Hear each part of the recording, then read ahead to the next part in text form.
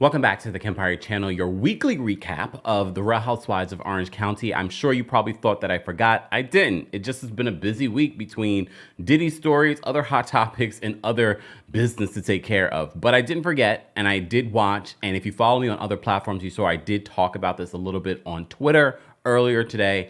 But of course, finally, we get to talk about the Real Housewives of Orange County, their season 18 finale. And I have to say, this is probably one of their best seasons. Look, this is not one of the cities that I've watched chapter and verse, and I'm not saying it's their best overall, but it's definitely their best since the pandemic. A lot of people have said that Orange County had been going down the hill since then, and a lot of people have their suggestions on what could make the show better. However, I feel like they have found maybe the right cast. Maybe. I have some questions. We have to talk about Katie. We have to talk about Jenn. We have to talk about Ryan's legal trouble. And we have to talk about Jansen showing up for a hot second to have a moment, which I think was really planned, not by production, more so by Alexis Bellino. Because production, if they really wanted to have Jansen there and be a part and hear more from him, we probably would have gotten him coming into the party. However, we also know that Shannon Bedore was not going to have that happen. She did seem like she was a little shook, though. Didn't she? All right, we're going to break all of that down. But first, be sure to let me know how you would rate this week's episode of The Real Housewives of Orange County from 1 to 10. Be sure to let me know where you're watching from and anything else that you want to share. Happy Saturday. Let's get into this Real Housewives of Orange County recap.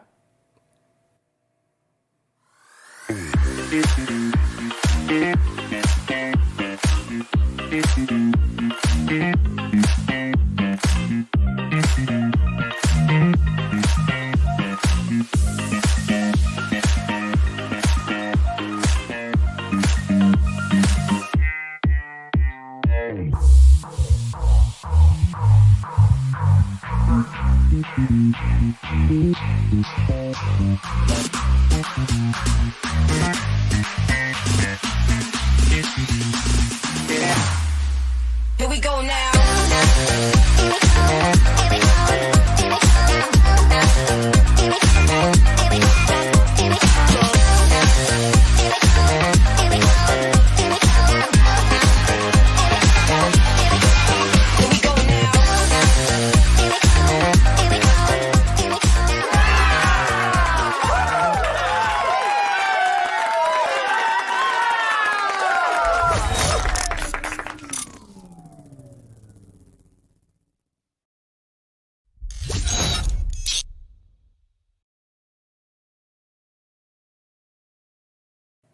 Welcome back to the Kempire channel, your number one source for pop culture news and music, entertainment, reality TV, and so much more. As always, be sure to like this video, subscribe to the channel, and hit that notification bell so you never miss out on breaking news when we go live or when we upload.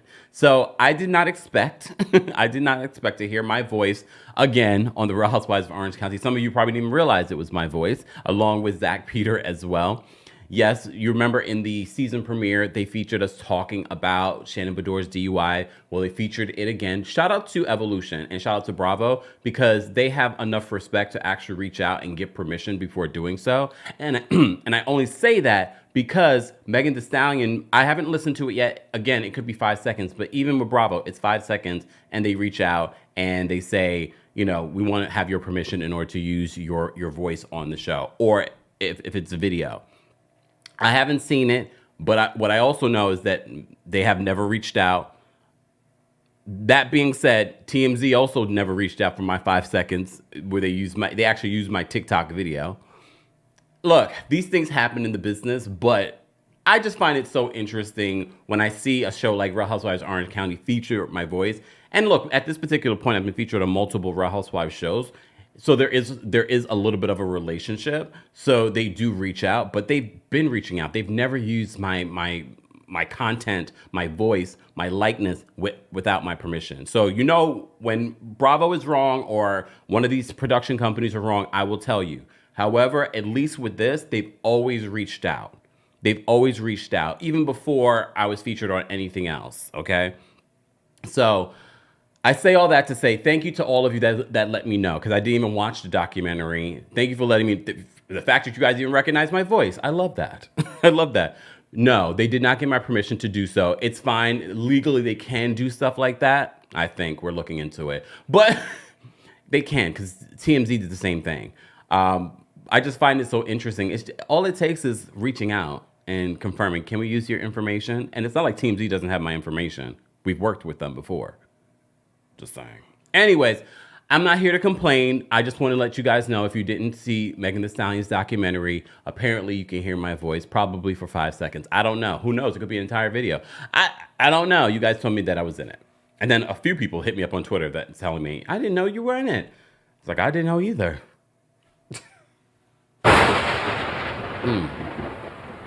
I didn't know either. Okay. Anyways, today's live recap is sponsored by our friends over at Uncommon Goods. You know I love me a good gift. The holidays have officially started. I know some of you are like, no, Thanksgiving first. No. Okay? Capitalism. No, I'm playing. No, but really. Holidays have begun, but we've partnered with a great brand that celebrates independent small businesses. And if you're looking for a unique gift idea, this might be the place for you. Okay? So spark something uncommon this holiday with just the right gift from Uncommon Goods. The busy holiday season is here, and Uncommon Goods makes it less stressful. There we go. With incredible hand-picked gifts for everyone on your list, all in one spot. Gifts that spark joy, wonder, delight, and that it's exactly what I wanted feeling. Okay? They scour the globe for original, handmade, absolutely remarkable things. Somehow they know exactly the perfect gift for every single person you know. Here's a few of my favorites. Let me show you, because there was so many things on their website that I could have gotten, but I said, you know what? I have my new office space. Oh wait, is my battery dead on this thing? I think so. Oh, I left it on last night. I forgot. Well, this is a globe and it lights up. Look, you can't see. There you go. It's a globe and it lights up. And I forgot I left it on, but it charges with the USB-C port. Okay.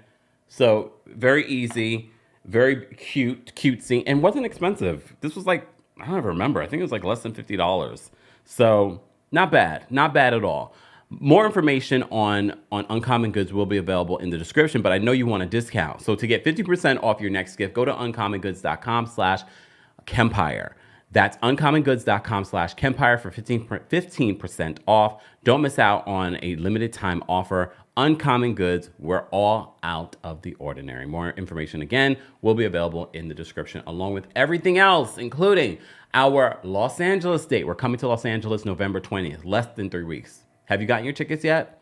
Then we will be coming to London. We're going to London on December 8th for the Kempire After Dark live experience. Hopefully working on some other special surprises as well. So get your tickets today. And then we're returning to Washington, D.C. to Union Stage January 24th, Friday, January 24th. So it's a perfect date night.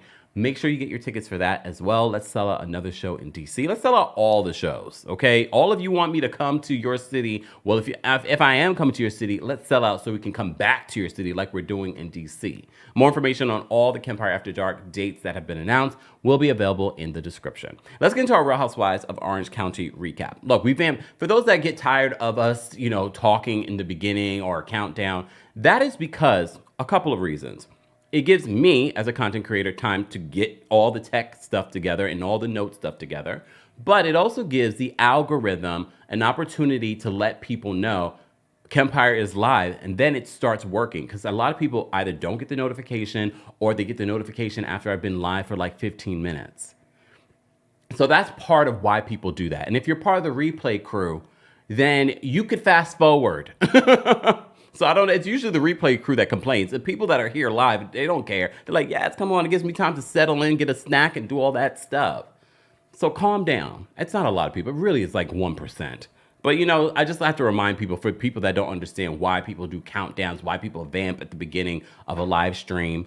Also, it helps us as content creators to get into a mode, to get comfortable and not just be like, okay, I got to talk about this, got to talk about that. It allows us to ease into the topic, okay? But mostly it's for the algorithm to let you guys know that we're live, because a lot of you tell me and complain the notification didn't tell me you were live. So we try to stay on as long as possible. So let's get into this recap. So as you know, we were in London.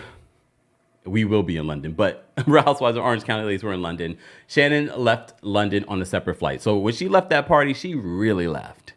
Shannon, look, I'm gonna be you. If you're new here, I don't take the popular opinion. Sometimes I do. I fall into the popular opinion, but I also twerk on a fence. So there are moments where I'm like, I love me some Shannon Bedore, and there are moments I'm like, Shannon is just running away from the truth. And I see what she's doing here. Like, we could not like Tamara and what Tamara does and says. However, we could also realize that we can see what Shannon's doing. Shannon is not innocent. Okay? Okay. So she took a separate flight. Jenn got engaged while she was in the Bahamas with her now fiance, Ryan. Tamara says that she wants to meet up with Jenn so she can share the full text exchange with Shannon, because Tamara says, well, Shannon was the one who wanted me to look into this stuff. Tamara says that she's never done a background check on anyone. I find that hard to believe, especially as a housewife. I find that very hard to believe.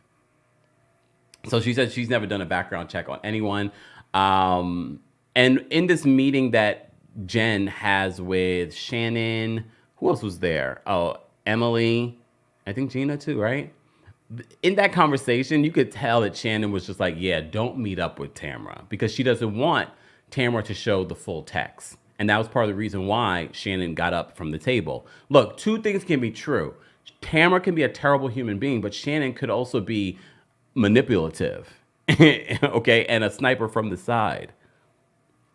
So you could tell, pay attention to Shannon's body language. You know, we're body language experts. We're being facetious.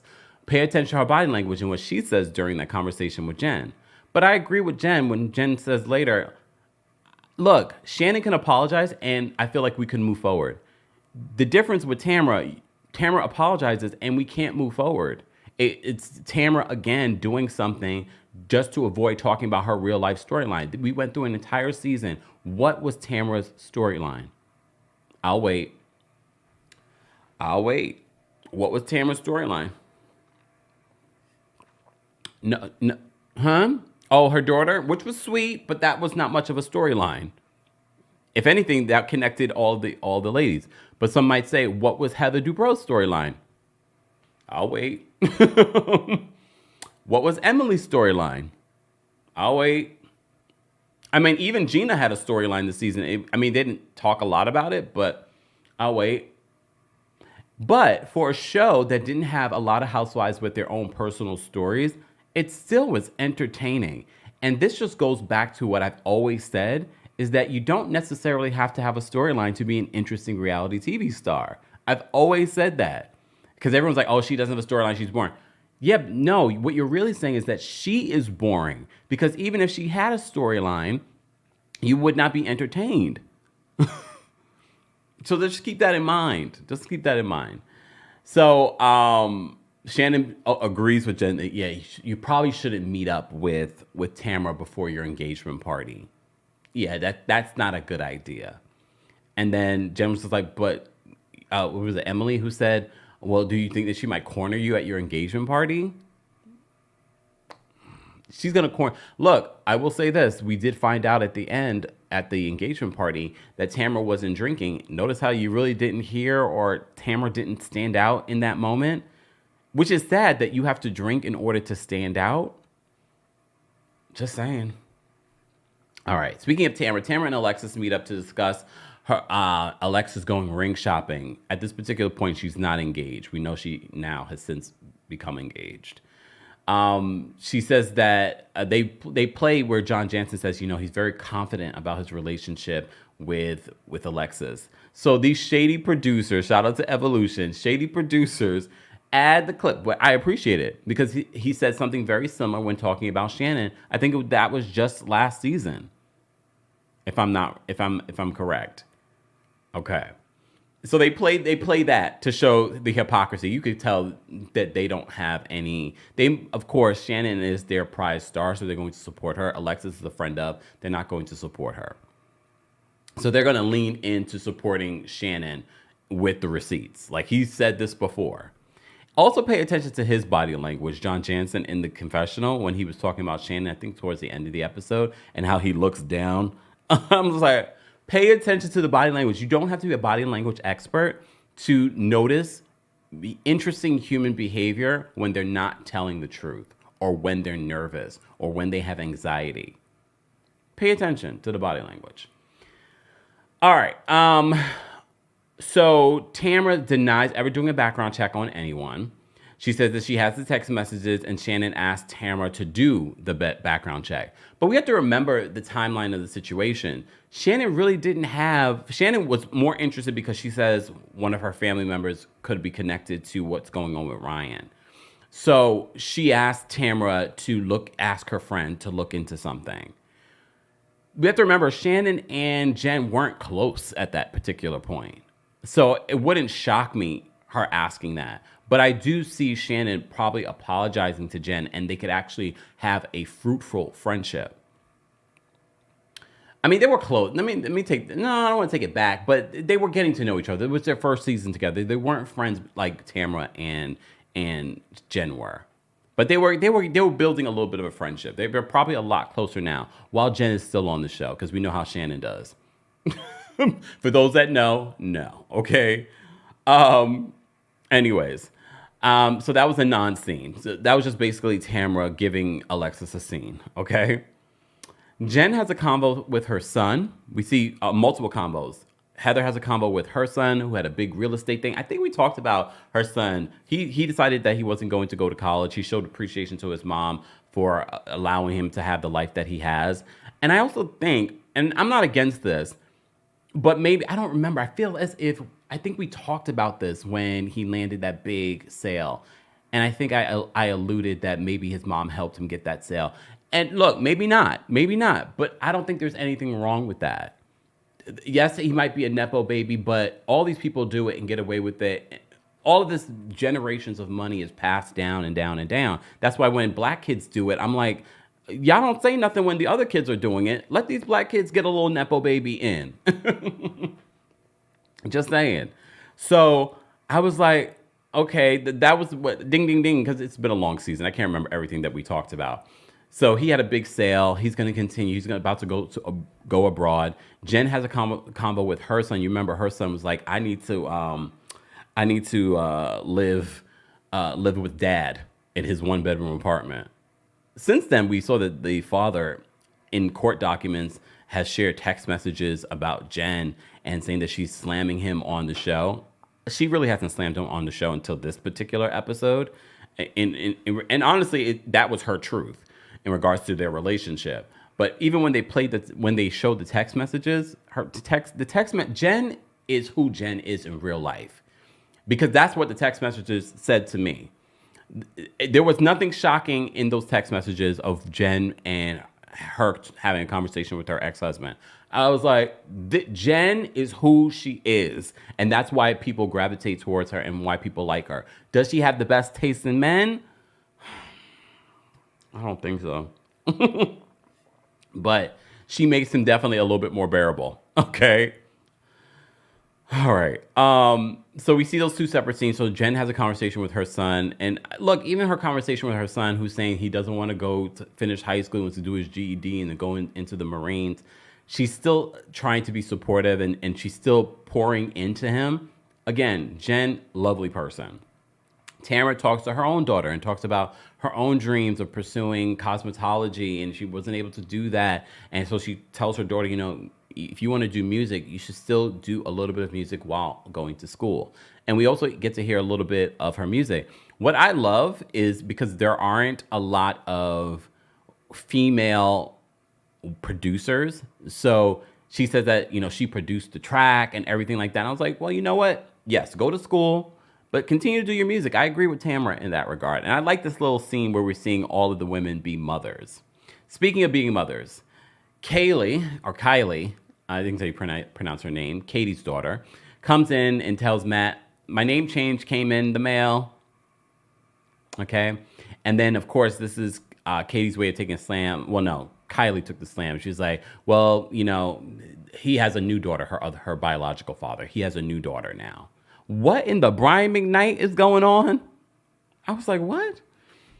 Look, we don't know anything about Katie's ex-husband based on what we've heard from Katie. Again, not a reliable source. And I get it why people are so like Team Katie when it comes to the Heather stuff, because I don't think some people have really delved into accusations. And specifically, we did a separate video and we talked about this during one of our recaps. Katie's road rage drama, which ended up her getting a judgment against her over $100-something thousand, which, if you saw the reunion trailer, Heather slyly brought that up. And I'm glad that she did, because it's important. It's an important detail. It's an important part of, is Katie a credible source? So when I look at everything that's playing out between her and Heather, and look, I'm not a Heather stan. However, I'm not a Katie stan either. Because based on what I'm seeing Katie has done off the show, it's hard to not think about those things when we think about what Katie's doing on the show. We will get back to that. So we see that scene with Kylie, her daughter, and I thought that was interesting. Kylie's another one. Kylie's another slick one. I think she will do whatever her mother wants her to do. So we'll get back to that. Gina and Travis's scene. Look, I feel for Travis, and I said this to you guys before. If you, again, another particular part where context is so important. If you read the settlement that Travis recently had with his ex, I don't think they're divorced. At least at the time of the finale, he wasn't divorced yet. I thought he was divorced. So that situation is complex. And I get why. I think at the top of the season, they didn't really give us enough context. Why are you separating your life from Travis? And then they started throughout the season allude to, well, it has something to do with his ex. Well, if you look at what the settlement agreement was with his ex after this whole legal situation, you have a better understanding why Gina's just like, I think it's probably better that we separate our lives, because he still has to co-parent with this woman. Can they do this forever? Clearly not. And I get why Travis is not happy about it. Travis seems like a lovely human being, and they seem to have a very lovely relationship. But I get why Gina's just like, I need space. Like, this woman is saying and doing things and talking to the blogs, and allegedly might have some substance abuse issues, because in that settlement, they talk about drug testing and things like that as well. So I was just like, oh, so it's pretty dark, and it involves young children. So I don't blame Gina trying to protect not just herself, but remember, she has young children. And she's on a reality show. So whatever happens in their relationship or with his ex becomes bigger. It's not just the drama that you have in your own personal life. It becomes 10 times bigger, because now she's talking to blogs and et cetera, et cetera. So I kind of now understand, even back then, because I told you I read the story. So that's when I was like, oh, so this is why Gina's separating her life. Again, a reminder, this is why I always tell you guys, you are watching an edited show. So there's a lot of context. Once you find out the context, that's why they've started doing these after shows. When you get some of the context, you're like, oh, well, that makes sense now. That makes complete sense. So when you read a little bit more about Travis's ex and what they recently came to agreement on, and I'm sure they'll probably talk about that during the reunion, then you're probably like, oh, I get why Gina was like, I don't want any parts of this. We need to separate our lives. I need to protect my children. The children's father probably were like, what is going on here? This is not good. So, and remember, she's really developed a good working relationship with her ex-husband and his new fiance. I'm not sure if they got married yet. So I honestly don't blame her. So she talks a little bit about that in that scene. Then we move on to Jen's tacky engagement party that's being thrown by Alexis Bellino, who no one seemed to understand the assignment. Honestly, the fact that they called it a tacky engagement party, I was like, well, perfect, because Emily decided to wear her wedding dress. If you walked into that party, you would have thought that that was Emily's engagement party. She looked more like a bride than the actual bride. If Jen didn't wear her veil, then I probably would have thought, is this Emily's tacky engagement party? Did Emily get engaged? And the way that Emily was acting, and look, I love a fun time girl like Emily. I like Emily on the show, but I feel like she was drinking a lot, doing a lot. You would have thought this was her engagement, taking all of the attention during this engagement party. It was uncomfortable to watch at certain points. It's like, this is not your engagement party. Jenn has her parents here. I get it, you're turning up for the show, and they probably love you turning up for the show, but I felt like this was uncomfortable. Look, I felt like this was uncomfortable. All right. Moving on from there. Where else did I want to go in this engagement party? I want to make sure I sort of stay in the order that I want to stay in. So Emily and Heather seem to be the only ones to understand the assignment with the tacky dresses. Then Katie made a comment. And again, might be because I know a lot more about Katie's offline behavior based off the articles and things like that in court documents. She makes a comment about, like, you know, these women have these tacky, you know, dresses from you know, back in the day in their closets. I was a kid. And I know some people are like, well, Kempire, that's a fact. Yeah, but when it comes from Katie, it feels like, are you age shaming these people? It felt weird. And sometimes you guys will be like, no, I think you're reading too much into it. But sometimes you're like, no, I kind of felt icky about that comment too. I was just like, especially because of what she's been saying and doing, okay? So I was just sort of like, oh, okay, Katie. Karen. Anyways, so what else happened in this situation? Oh, speaking of Katie, so Heather makes a comment on how Katie didn't speak to her when they came into the party or when they walked by each other. And she says Katie and her husband sort of snubbed them, only for Katie and the husband, Matt, to be like, yeah, I feel like Heather snubbed us again. Again, this is how miscommunication breaks down. I think there's a lot of context, a lot of what happened between Katie and Heather that they may have cut out. So it's sort of like, how did we get here? Why wouldn't we speak to each other? We understand as the audience now, based on what we saw happen in London, why Heather might not say hello. But it doesn't take a lot to be like, hey, on both ends. But I can get why Heather might not say hello. If you're telling your kids I'm mean, and then you're trying to spread that to other people on the cast. And this is the second time you've been trying to spread information about me to the cast to make me look sideways. Just saying. And we all said Katie coming in with this whole paparazzi gate information felt desperate, felt like wrong road. This is not the road that you should be taking, Katie. But fine, that's the road she decided to take. Guys, if you're just joining us, don't forget to like the video. It's easy and free. And don't forget, you can hear an audio version of our live recaps and special episodes and sometimes special additional thoughts on episodes like this on the Kempire podcast. While you're there, don't forget to give us a 5-star review. We're trying to get to 1,000 reviews on Apple Podcasts and on Spotify. So if you haven't given us a 5-star review yet, be sure to head on over there today and give us that. Thank you in advance. All right. So Emily decides to confront Katie about what apparently Heather's kids may have said when Kylie was babysitting them. So here's the thing that I found to be interesting. And shout out to the producers for adding the receipts, because Katie had an answer for everything. She was like, Kylie is the one who brought this up. I didn't bring this up to Tamara. You know what you're doing. You know what you're doing. Emily says that her boys don't even know who Heather is. Do you guys believe that?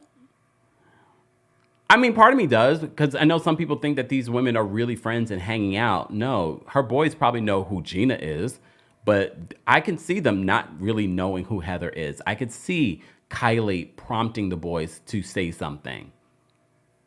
You know what I mean? So I could definitely see that.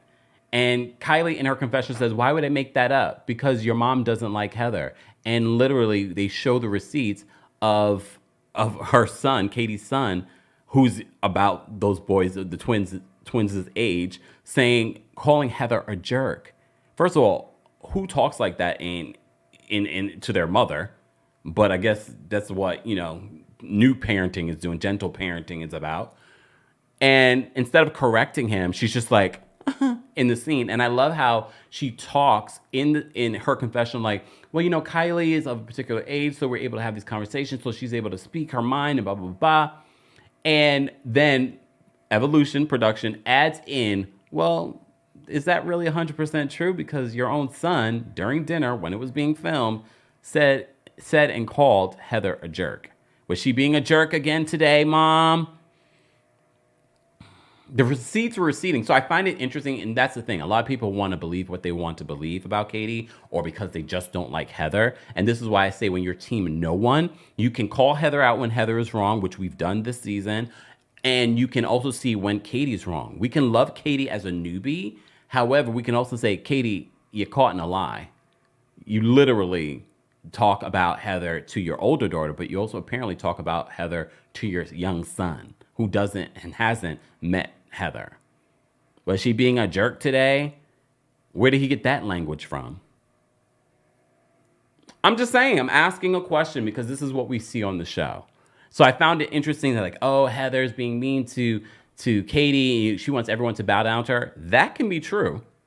That can be true. But also, I don't think that Katie is completely 100% innocent either, especially when the receipts were receding. But then Katie and Heather get into it during this conversation, and Heather calls Katie boring and a liar. I don't know if Katie's boring, but she's definitely a liar. She's definitely lies. The lie. Yeah, she's definitely a liar. I don't know if she's boring. I mean, based off the season, I guess people might say she's a little boring because, like, what has really been? I mean, I like her. I like her friendship with Jenn. I think she's a good addition, but yeah, like. Personal story. Yes, we did get personal story from her. I'm not going to deny that because we did talk about personal story. They did talk about at the end that Katie was supposed to, remember she kept on saying she's going to see her mother in Korea, like her biological mother, and apparently it hasn't happened yet at the time of filming, but she still plans to do it. And I was like, was that just a storyline? Like, that's the thing with Katie. I have trust issues because I've seen a few moments offline in her real life where she has credibility issues. So some of it, I'm like, is she being slick here? Who knows? Who knows? Now I want to talk to the husband, the original husband, and what went down in that relationship. Because remember, when we talked about that story with Katie and the road rage situation, her children were in the back of the car at the time. And she's following this man to his home, and then when the cops arrive, try to switch around and make it seem like he was being aggressive towards her.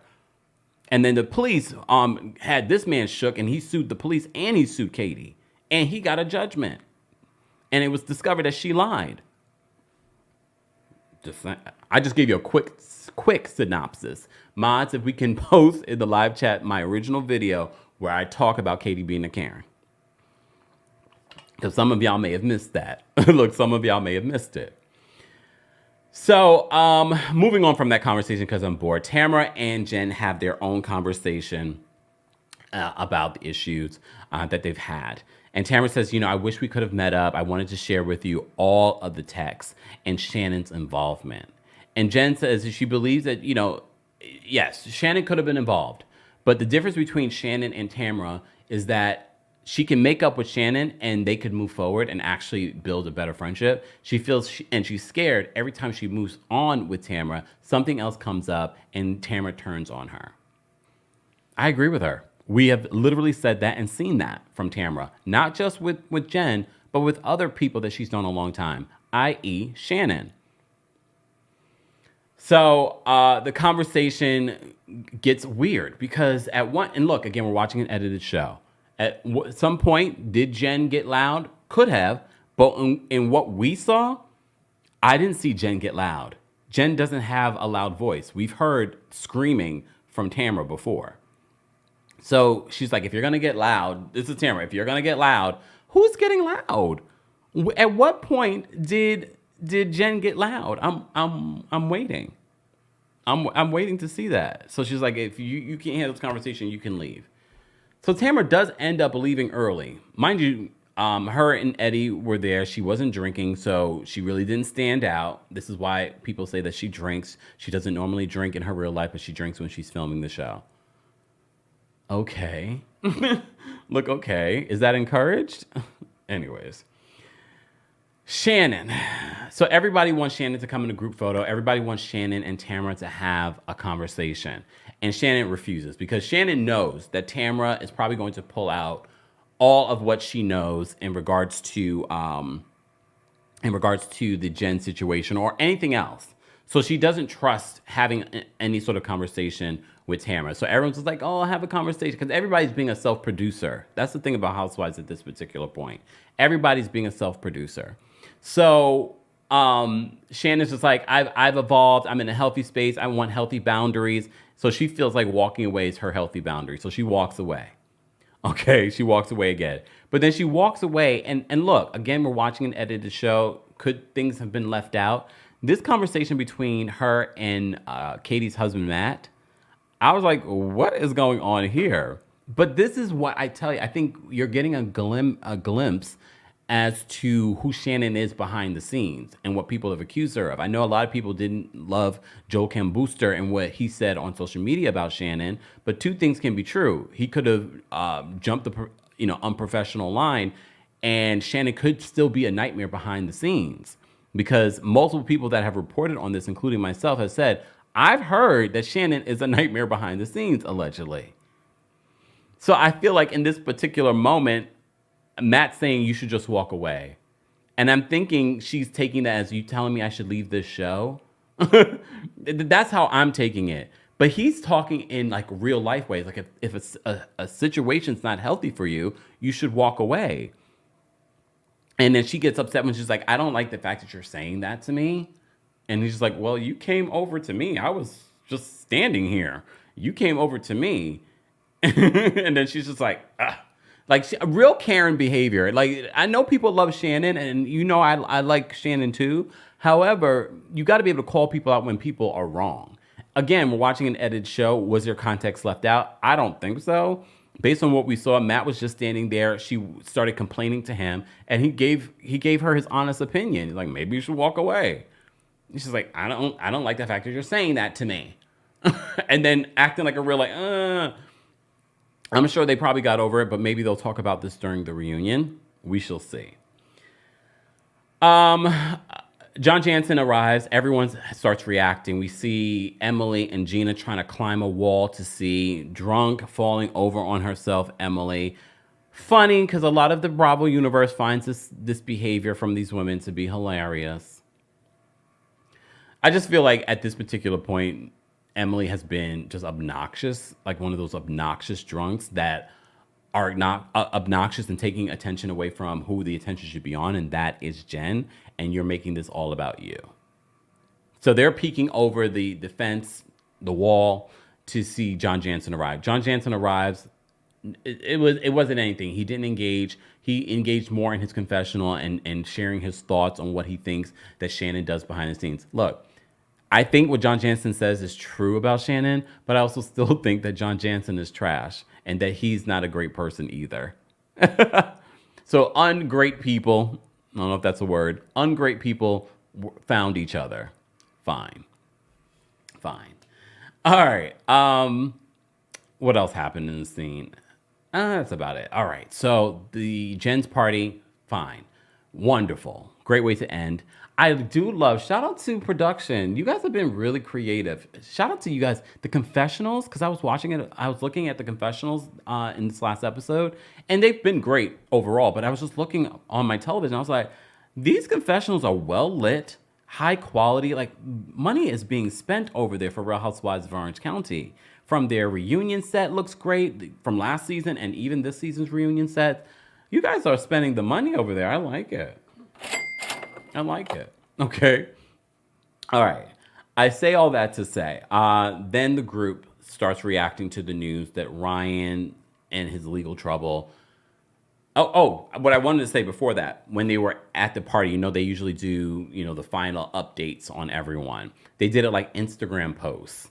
And I was like, oh, that's cute. That's so different. I love the fact that they're trying to be different and they're not doing what all the other cities are doing. It was sort of like little Instagram updates on everyone and what everyone is going through.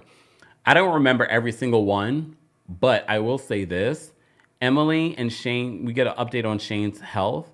Apparently everything came back normal. Why did I find that hard to believe? Based off the symptoms that she said that he had, I was like, look, hopefully that is true. Take care of yourself, Shane. Travis and Gina are still living apart. Fine. Heather, what was Heather's update? I don't remember. Do you even care? No. What was Katie's update? We found out that she's still in visit her mother in North Korea or South Korea. So nothing. For those that want to know where you can get my hat, houseofkempire.com, just saying, and along with all the other merch. More information on everything Kempire will be available in the description. Guys, if you haven't already, be sure to like the video. Liking the video is easy, it's free, and it supports not just my channel, but other content creators as well. As you know, we are still celebrating over 500,000 subscribers here on the channel. I think we're at 503,000 at this particular point. Shout out to our new channel subscribers. Be sure to let us know if you are a new subscriber or if you've been following us a long time. Let us know when you first started following us, how many subscribers did we have then, if you even remember. Some of you do, and I love it. I'm like, oh my God, that means you've been here a long time. Some of you have been here since the very, very beginning. Very, very beginning. All right. Ryan's legal trouble. So there have been rumors that Ryan and his friends and Ryan may have been involved in getting $16 million that he doesn't know where it came from. And there were allegations that Ryan laundered money for one of his friends, whose friend who's pled guilty is now facing over a decade in federal prison. And this man, Matthew, was also at Jen's party. And at one particular point, Ryan laughs and jokes about money laundering. Well, word on the street, and based off the update that we get, Ryan basically was never charged. Word on the street, Ryan cooperated and has full immunity. So I don't know if Ryan threw people under the bus, or I don't know the logistics of what happened. Sidebar, Ryan and his suit. Ryan got that suit from Amazon, fine, but he then said he had it tailored. Who is your tailor? Because that suit still looked sloppy and not well hemmed. But even when he does get it, because you know he loves to take stuff to the tailor, his tailor is not the greatest because it's like too tight. But this just looked sloppy. I was like, what is going on? I understand you got it from Amazon, but you also said that you got it tailored. Fine.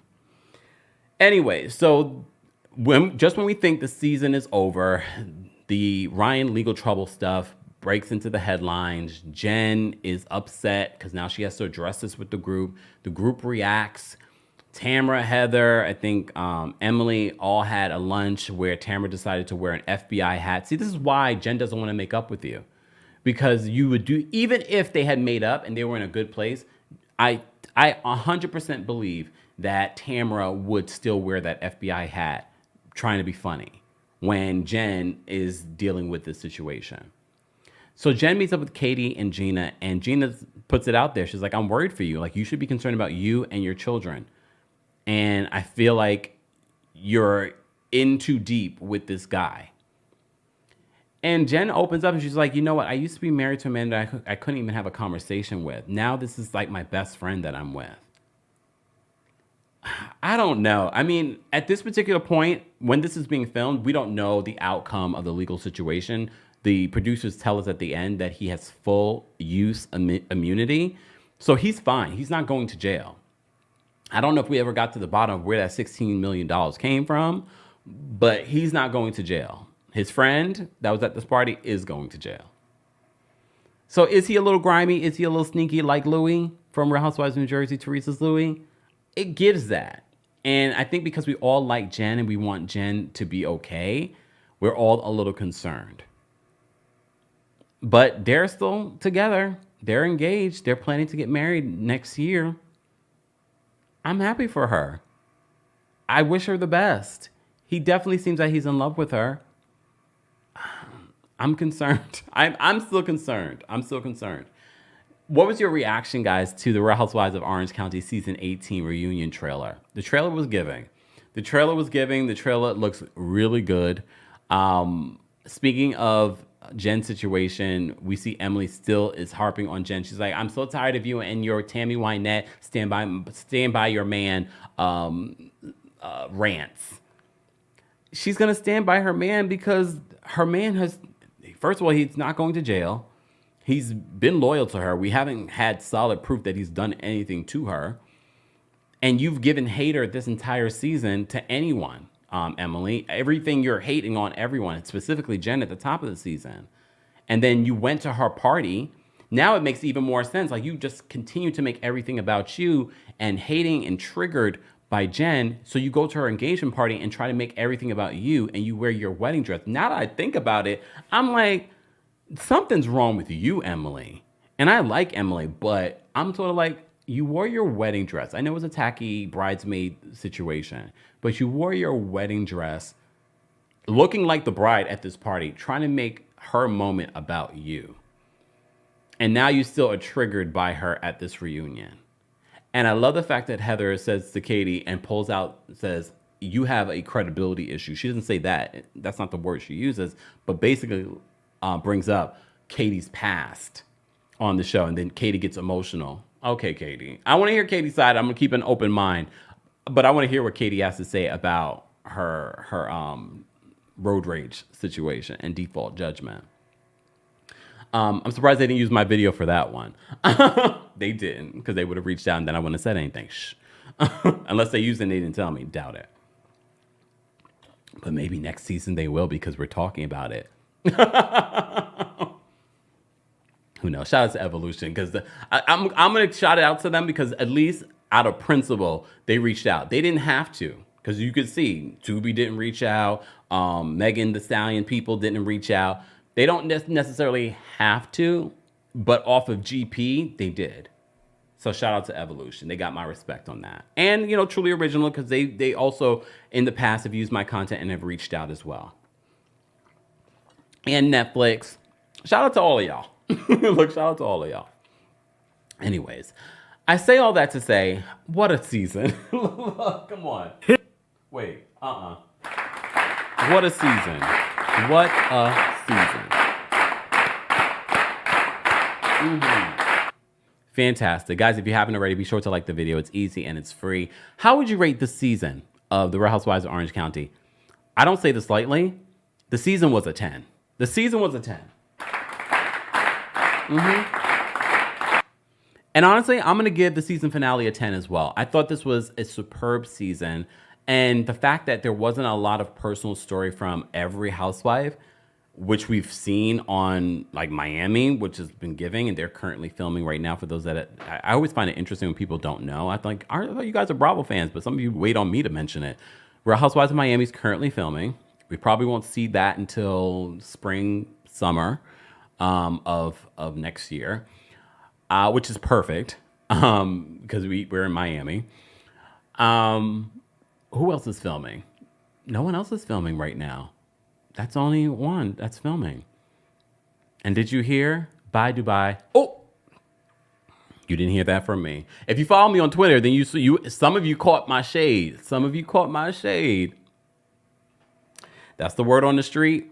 Don't look for that. If you don't hold your breath for that to be filming. Let's move on.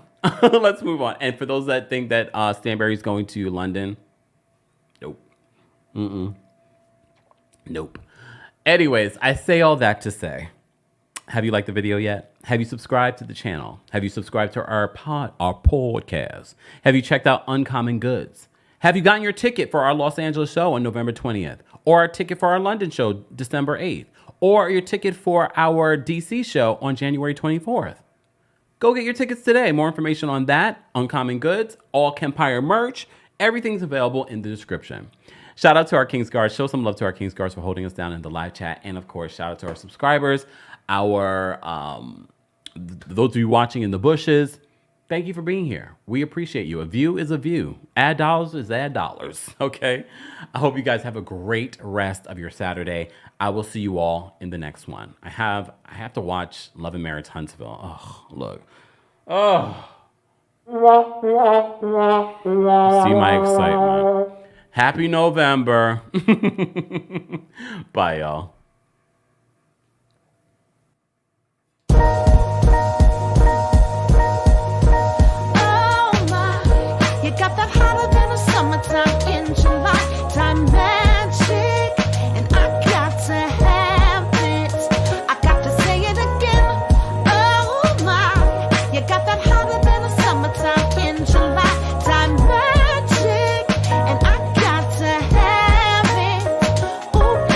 Sugar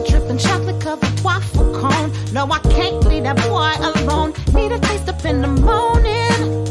You got a girl just jonesing.